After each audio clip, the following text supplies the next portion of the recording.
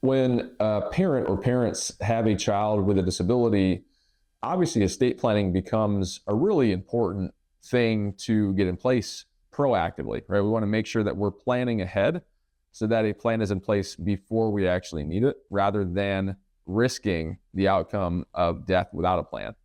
So generally, if a child has a disability that allows them to benefit from public means tested benefits like SSI and Medicaid, they have substantial resource limitations in what they're able to own themselves. And so generally, they're only allowed to have $2,000 in their own name and still be eligible for those benefits. And so inheritance can be something that can knock them off those benefits by giving too much money to them.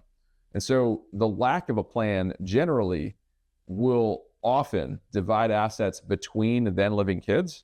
So if you have one or more children, it will divide assets equally to them, but it'll do so outright. It'll essentially give them a vested interest after you pass away.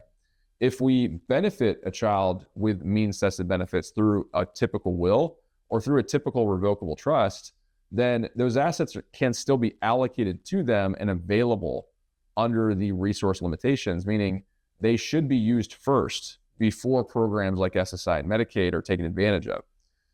So the reason why we create things like a special needs trust, which is a very narrowly tailored and specific planning tool, is to prevent the loss of these public benefits, but still be able to provide a meaningful inheritance for the benefit of a child who has these benefits. So we're able to give them a meaningful benefit, but still keep them legally poor under the SSI and Medicaid regulations.